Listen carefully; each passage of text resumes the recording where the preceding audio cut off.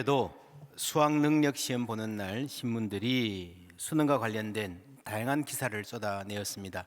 그중에 올해 제 눈길을 사로잡은 기사, 수능날 영감이 아침 차린데 하는 내용이었습니다. 만학도 여성분들이 수능 도전 소감을 전하는 소식. 최고령 응시자인 84세 할머니는 이렇게 말했습니다. 수능날 아침은 영감이 차려준대요. 인생이 바뀌었다니까요. 어쩌면 남편이 차려주는 밥상 받아본 것이 평생 처음인지도 모르겠습니다. 저희 아버님도 참 좋은 분이셨는데 그래도 옛날 분이신지라 자라면서 아버님이 어머님 밥 차려드리는 거 한 번도 못 봤습니다. 돌아가시기 몇 해 전에 아프셨는데 그때 처음으로 아버님이 어머님 밥도 차려드리고 수발 드시는 거 봤습니다. 평생 한 번 제대로 대접받아 보지 못하다가 돌아가시 직전에야 남편 차려주는 밥을 받아든 여성들.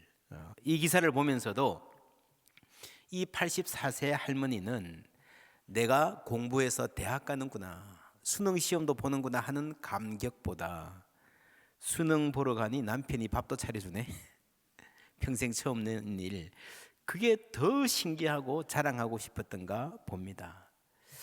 그 전에 수능 보러 가기 전에도, 아프기 전에도 몇 번이라도 그렇게 해줬으면 얼마나 좋았을까 싶어요. 84세가 되기까지 얼마나 많은 밥을 차렸을까. 한 60년 되겠죠. 그 많은 밥을 기쁨과 감사함으로 차렸을 때도 있겠지만 귀찮고 성가실 때도 있었을 것입니다.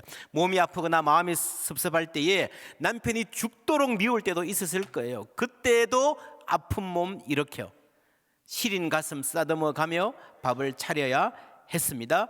그때는 그렇게 살았습니다. 그 시절 다 그렇게 살았습니다. 100년 전, 200년 전에는 어땠을까요? 2000년 전에는 어땠을까요? 여성들이 독립적인 인격으로 취급받지 못하던 때에 교회는 여성을 사람으로 대우했습니다. 모든 남자와 여자가 하나님 형상으로 지음받았다는 사실, 그리고 모든 사람이 비록 죄인이지만 동시에 하나님이신 예수님께서 대신하여 죽어주실 만큼 귀하고 존귀하다는 복음은요, 남자와 여자들을 모든 억압에서 해방했습니다. 내가 사랑받는 존재라는 것을 알게 된 이상 그 복음을 만난 사람들은 이전과 같이 살 수가 없었어요.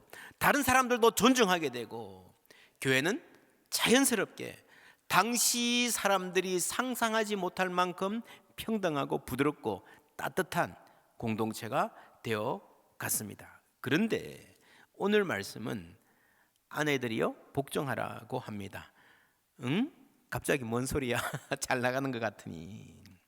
이게 특별히 현대인들에게는 아주 부담되는 말입니다. 뭘 복종해?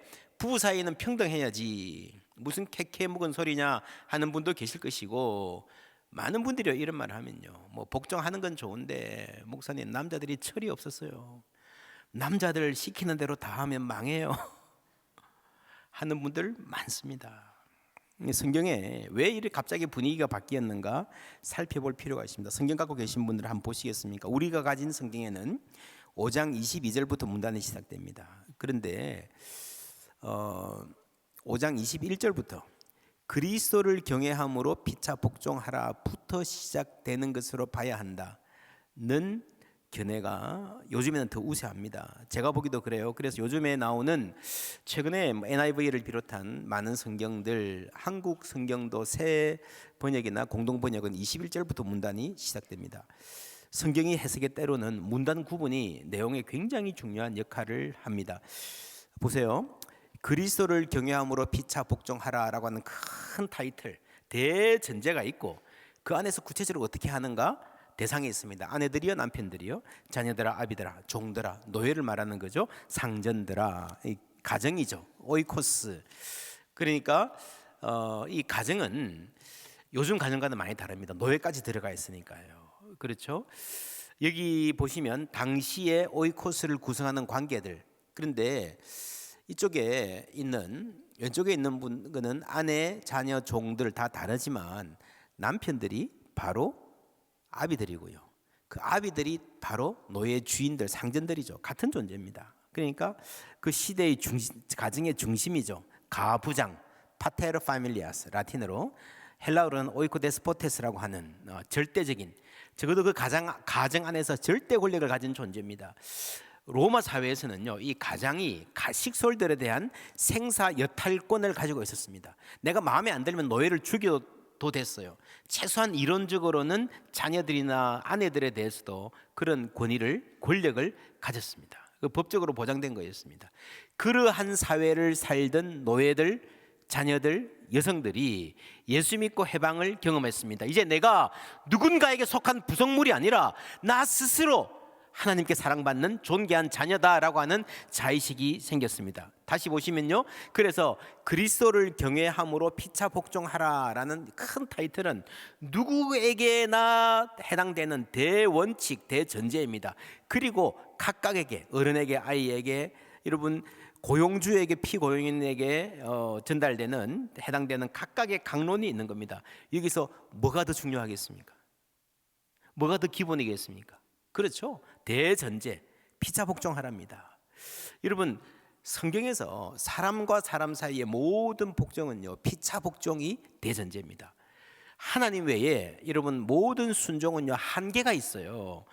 이게 절대 순종은 없어요. 예를 들면 로마서 13장에 각 사람은 위에 있는 권세들에게 복종하라라고 했지만, 정치 권력이죠. 사도행전에 보면요, 베드로에게 권력자들이 예수 부활 전하지 말라라고 했을 때에 베드로가 분명히 말합니다. 내가 누구 말 듣겠느냐? 하나님 말을 듣겠느냐? 인간인 너희 말 듣겠느냐라고 도전합니다.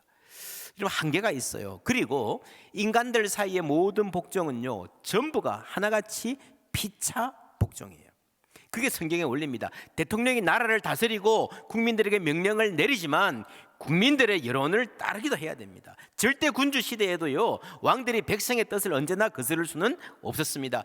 아내들이 남편에게 복종하라 그러지만 남편도 아내의 의견과 판단, 때로 그 기분에 따라야 되죠. 부부도 기본적으로는 상호 복종입니다. 자녀들아 부모에게 복종하라 하는 것도요, 여러분 사실은 어떤 면에서 가정을 가만히 보면요, 부모가 자녀들 뜻을 따라주는 때가 훨씬 많습니다. 그렇지 않습니까? 교회에서 성도들이 목회자를 따르지만 목회자들이 성도들을 통해서 사는 하나님의 뜻을 따르는 경우도 많습니다. 피차 복종이에요. 그래서 복종의 모양은 각각 다르지만 상황에 따라서 시대에 따라 다르지만 본질적으로 서로 복종한다는 범주에 다 속해 있습니다.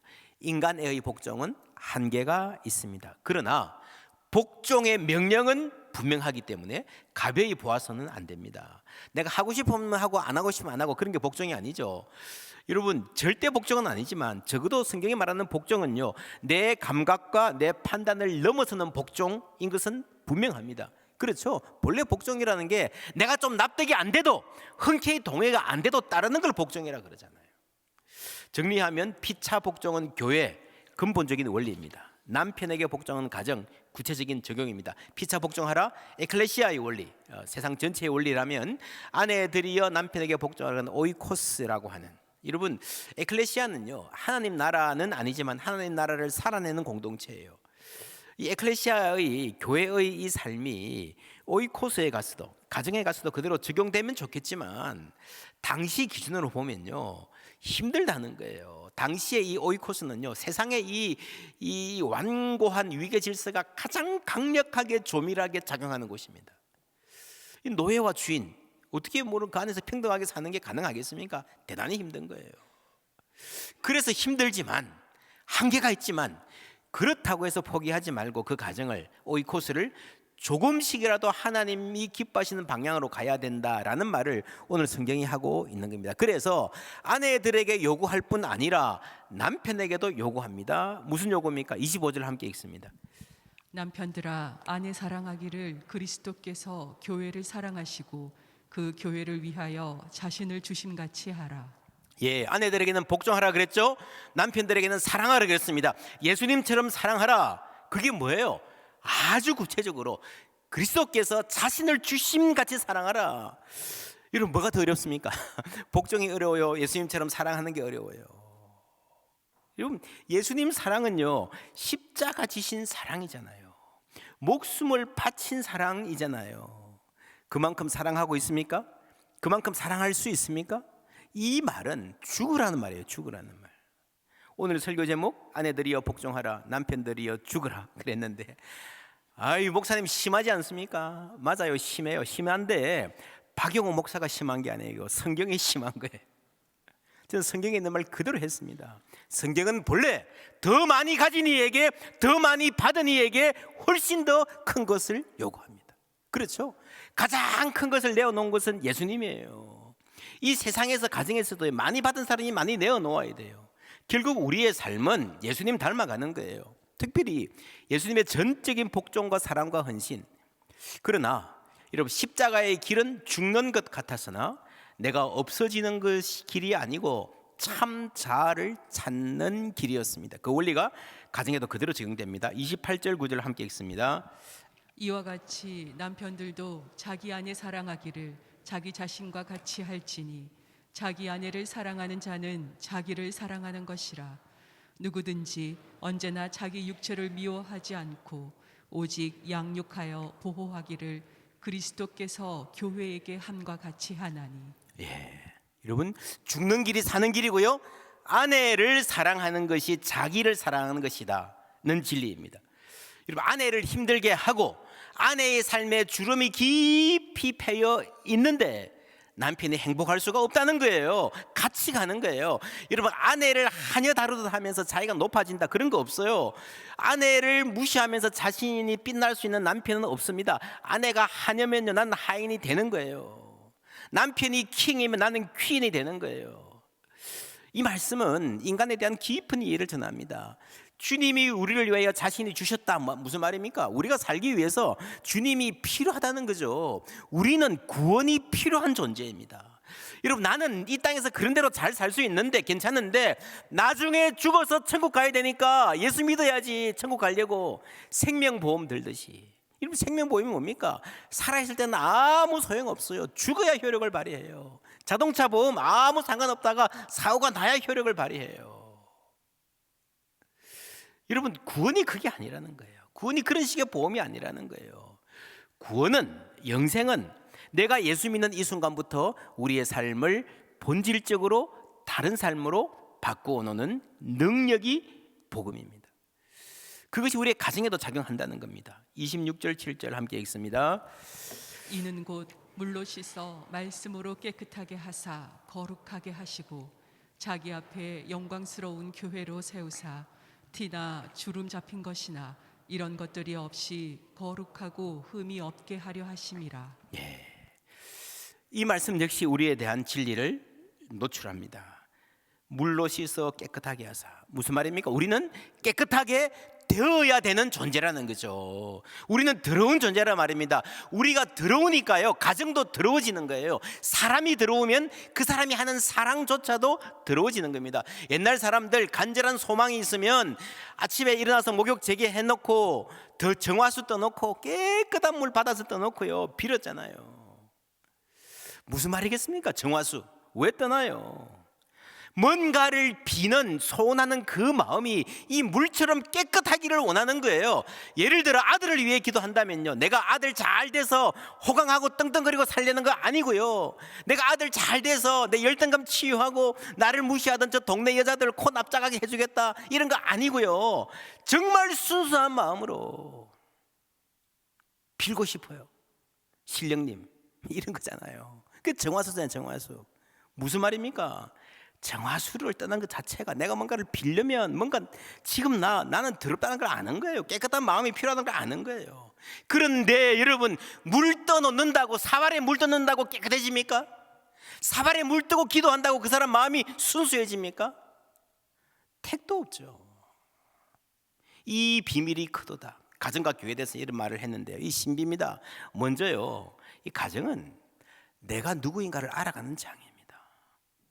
여러분 결혼을 하고 가정생활을 해보면요, 내가 누구인지를 알게 됩니다. 내가 굉장히 자기중심적이구나, 내가 굉장히 쪼잔하구나, 작은 일에 상처받고 삐지는 사람이구나, 내가 참 치졸한 인간이구나. 그게 가장 잘 드러나는 곳이 가정이에요. 우리는 씻어야 될 필요가 있는 사람이고 모난 면이 많은 사람입니다. 깎여야 돼요. 그래서 가정생활에 여러 가지 도전을 통해서 내가 깎이는 거예요. 하나님이 가정을 통해서 나의 부족함을 알게 하시고 그래서 나를 고치시고 씻어가시고 빚어 가시는 줄 믿습니다. 그래서 우리를 거룩하게 하시고 가정을 통해서 거룩하게 한다는 거예요. 여러분 기억하십니까? 희생 없는 사랑은 없다. 가정에서 그렇잖아요. 희생과 사랑, 그것을 통해서 내 양보를 통해서 자기 부인을 통해서 내가 죽는 결단을 통해서요 거룩해져 가는 거예요. 가정은 우리의 거룩으로 성장을 위한 초대입니다. 알고 보면 이게 엄청나게 큰 일이에요. 그냥 행복하게 살기 위한 방법이 아니라 이 비밀이 크도다. 엄청나게 큰 일의 일부라는 겁니다. 29절 말씀 함께 읽습니다. 누구든지 언제나 자기 육체를 미워하지 않고 오직 양육하여 보호하기를 그리스도께서 교회에게 함과 같이 하나니. 예, 자기를 양육하고 보호하기를. 여러분 스스로 자신의 마음과 몸을 잘 돌보고 있습니까? 이 말씀은요 무엇보다 우리는 돌봄이 필요한 존재다 는 진리를 깨우쳐 줍니다. 우리는 그냥 있는 대로 괜찮은 존재가 아니에요. 돌봄이 필요한 것은요 장애인이나 아이들이나 연세 많으신 부모님뿐 아니라 우리 모든 사람이 뭐 알아서 잘 사는 것 같지만 사실은 모두가 다 돌봄이 필요한 존재라는 겁니다. 외롭지 않도록 누군가가 찾아가고 누군가가 말 걸어주고요 누군가가 가끔씩 미소를 보여주고요 그래야 살 수 있습니다. 여러분 나 자신 그리고 내 배우자도 보호와 돌봄이 필요한 존재다. 그냥 놔둬도 알아서 잘 사는 사람 세상에 아무도 없다. 그래서 우리는 내 몸과 마음도 세심히 잘 돌봐야 되고 같은 센시티비티로 여러분 우리 가족들을 돌볼 수 있어야 됩니다. 돌봄이 필요한 존재라는 것을 여러분 인식해야 됩니다. 옆에 분 얼굴 보고 한번 미소 지어 주시겠습니까? 미소가 필요한 사람들 미소 지어 주시겠습니까? 말해보세요. 나는 돌봄이 필요합니다. 나는 돌봄이 필요합니다. 여러분 잊어버리지 마십시오. 우리 모두는 돌봄이 필요한 존재입니다. 31절 2절 함께 읽습니다. 그러므로 사람이 부모를 떠나 그의 아내와 합하여 그 둘이 한 육체가 될지니 이 비밀이 크도다. 나는 그리스도와 교회에 대하여 말하노라. 예, 이 비밀, 이 신비가 크도다 하면서 그 앞에 사람이 부모를 떠나 그의 아내와 합하여 둘이 한 육체가 된다라는 말은 창세기 2장에 나오는 말입니다. 그러니까 결혼의 최초 설계자 하나님의 계획, 그 아름다운 꿈, 그 계획을 인간들이 버려놓았어요. 타락했어요. 가정이 깨어졌어요. 여러분 행복의 자리가 되어야 되는 그 가정이 많은 경우에 고통의 자리가 되고 말았습니다. 그걸 회복하시는 거예요. 그 회복하는 큰 계획, 그 신비로운 계획 안에 그리스도와 교회가 있다라고 하는 겁니다. 그리스도의 구원이 교회를 통한 우리의 회복의 역사가 가정도 회복하신다는 겁니다. 그래서 이 신비가 크도다라는 말은요 그 큰 계획 그리고 큰 사랑을 말하는 거죠. 교회는 그의 몸이니 만물 안에서 만물을 충만하게 하시는 이의 충만임이라. 무슨 말입니까? 우리의 간판 붙은 이 교회, 이 교회 건물 안에 있는 이 교회가 아니고 세상 전체를 회복하시는 하나님의 사역 그 중심에 있는 교회를 말하는 거죠. 그리고 우리는 그리스도 안에서 함께 지어져 간다.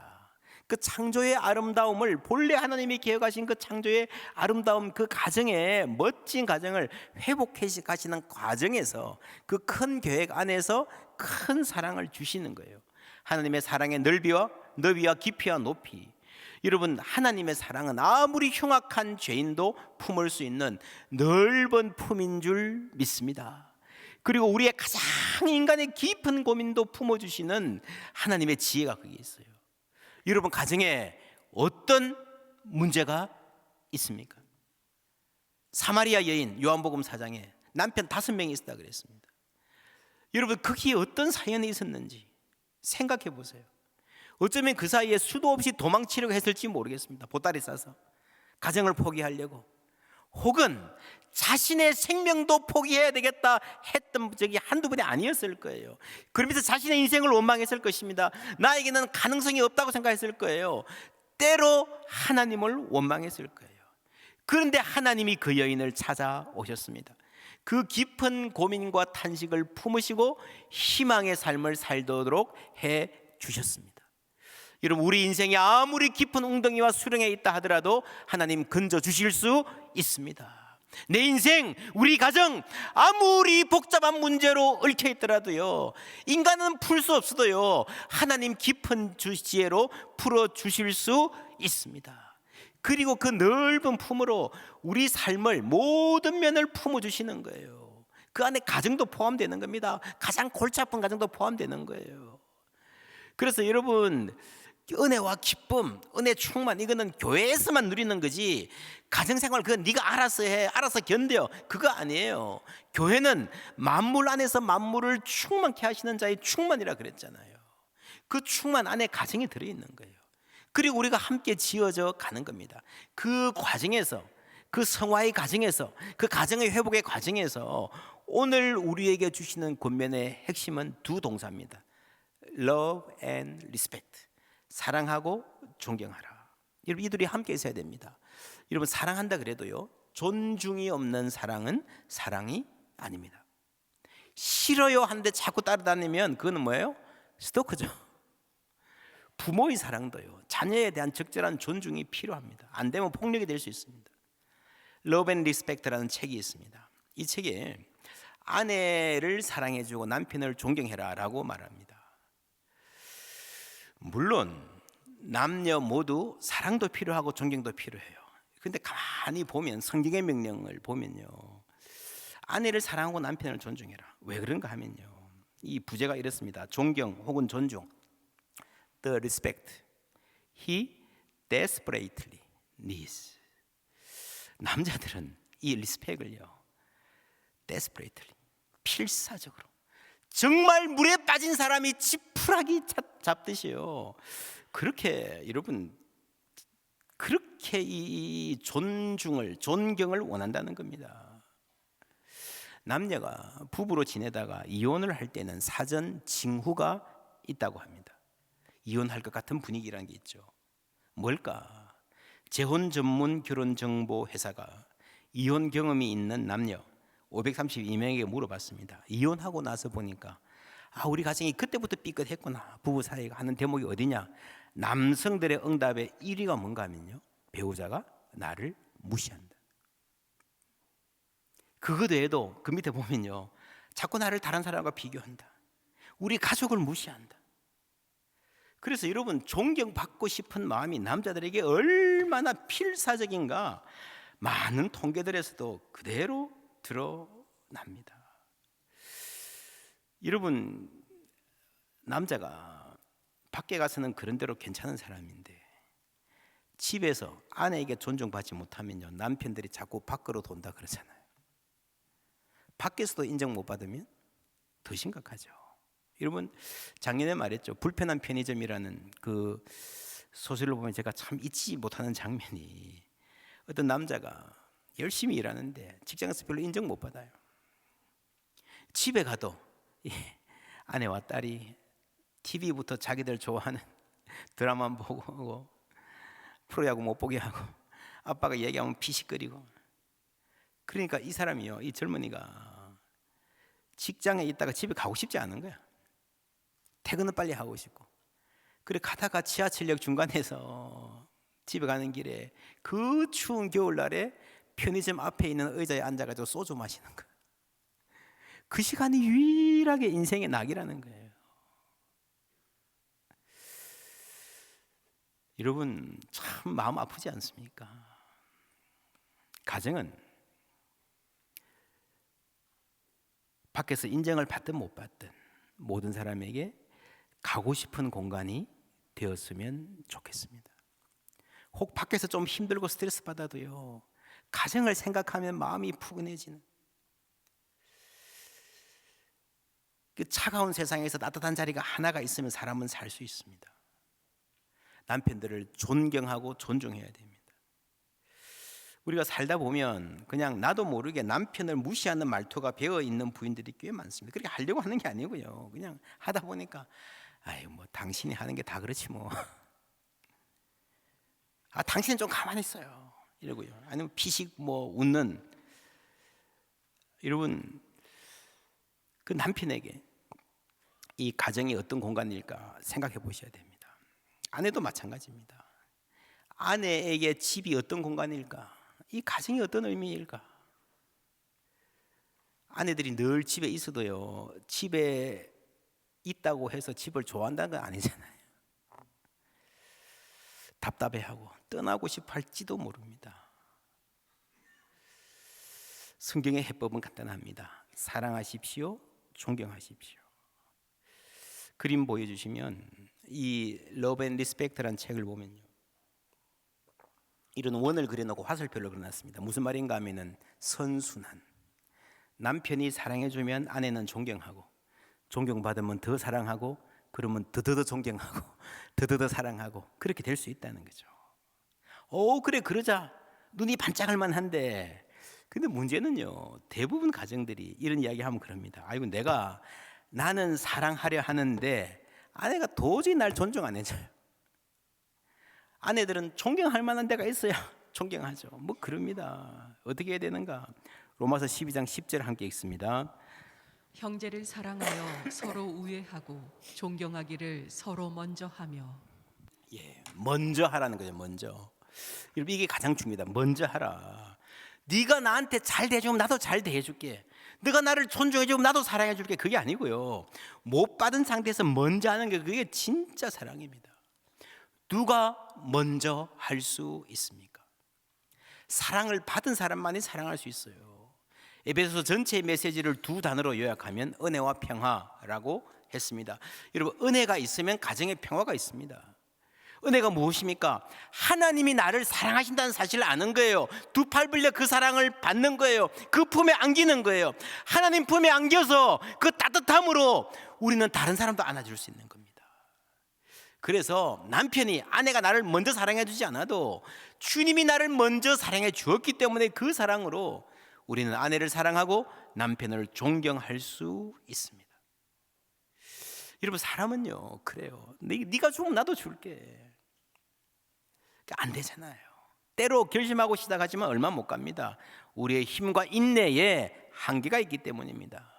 세상에서 가장 슬픈 소리가 무엇인가? 예전에 한국 가장 잘 팔리는 일간지에 칼럼으로 유명하던 이규태 씨가 그런 글을 쓴 적이 있습니다. 세상에서 가장 슬픈 소리는 내가 어릴 때 아침에 자고 일어났는데 엄마가 쌀 뒤져 바닥을 박닥 긁는 소리였다. 쌀이 많으면 그냥 퍼면 되잖아요. 긁을 필요가 없잖아요. 몇 번 긁어도 쌀 매달 없는데 긁는 그 소리 들으면 오늘도 배고프겠구나. 베개 위로 눈물이 톡 떨어집니다. 조금 더 자라니까 내가 배고픈 것보다는 엄마의 그 미안해하는 얼굴, 수심 가득한 집안 분위기를 생각하면 너무너무 한숨이 깊어지는 거예요. 우리의 삶도 마찬가지입니다. 사랑해주고 싶은데 그 사랑이 내게 없다 싶을 때요, 있어도 막 팍팍 긁는 소리가 나는 거죠. 내가 좀 더 인내하고 좀 더 웃어주고 요 순간에 내가 조금만 부드럽게 넘어가면 좋을 걸 아는데도 그럴 힘이, 여유가 내게 없는 거예요. 그래서 우리는 절망합니다. 이렇게 절망하는 우리를 위해서 예수님 이 땅에 오셨습니다. 이렇게 메마른 우리에게 사랑을 부어 주셨습니다. 그 사랑은 우리에게 와서 마르지 않는 샘이 될 줄 믿습니다. 우리 모두 예배하는 자 되어 온전히 영과 진리로 주를 예배하자. 주가 우리와 함께 영원히 함께 하시고 마르지 않는 샘물로 우리를 채우시리. 마르지 않는 샘물. 예배하면서 받는 은혜에서 이런 마르지 않는 샘물은요, 예배만 뜨겁게 만드는 것이 아니라 우리의 삶 자체를 바꾸게 되어 있습니다. 우리의 가정생활도 바꾸게 되어 있습니다.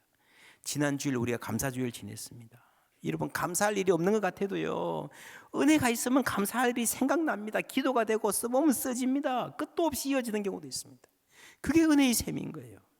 은혜의 샘에서 감사가 넘쳐납니다. 은혜의 샘에서 사랑이 솟아납니다. 오늘 말씀에 이 비밀, 이 신비, 미스테리온이 크다 그랬는데요, 이 가정은 먼저 우리에게 내가 얼마나 막 형편없는 인간인가를 알려주지만, 더 나아가서 가정과 교회는 우리가 얼마나 큰 사랑을 받았는지, 우리에게 얼마나 영광스러운 미래가 있는지, 그 능력이 오늘 얼마나 현실적으로 생생하게 우리 가운데 작용하고 일하는지를 알아가는 장이 되는 겁니다. 그래서 가정이 은혜의 샘의 장이 될 수 있습니다. 1장 18절 19절 함께 읽습니다. 너희 마음의 눈을 밝히사 그의 부르심의 소망이 무엇이며 성도 안에서 그 기업의 영광의 풍성함이 무엇이며 그의 힘의 위력으로 역사하심을 따라 믿는 우리에게 베푸신 능력의 지극히 크심이 어떠한 것을 너희로 알게 하시기를 구하노라. 아멘. 할렐루야. 하나님께서 우리 모두의 마음 눈을 밝히시기를 축원합니다. 그럴 때 우리가 이 세상 살지만 우리를 부르신 소망 그 영광이 얼마나 크고 풍성한지를 알게 되고, 뿐만 아니라 미래의 그 영광뿐 아니라 오늘 하나님의 힘의 위력으로 역사하시는 우리 능력의 지극히 강하고 크심을 알게 되는 거예요. 우리 가정이 어찌할 수 없는 장애물을 만나도, 어떻게 풀 수 없는 빡빡한 관계의 어려움을 경험해도요, 하나님이 그 은혜를 주실 때에, 은혜의 샘을 넘쳐나게 하실 때에, 그 힘의 위력으로 역사하실 때에 여러분 그 모든 어려움을 넘어서 서로 사랑하고 존경하며 주께 영광 돌리는 가정 될 줄 믿습니다. 그래서 우리 가정이 하나님이 일하십니다. 우리 가정에 우리 자녀들에게서, 내 남편에게서, 나에게서 하나님 그 힘의 위력으로 일하십니다 하는 간증이 넘치는 가정 될 수 있습니다. 그 복된 가정의 주인공들 다 되시기를 주님의 이름으로 축원합니다.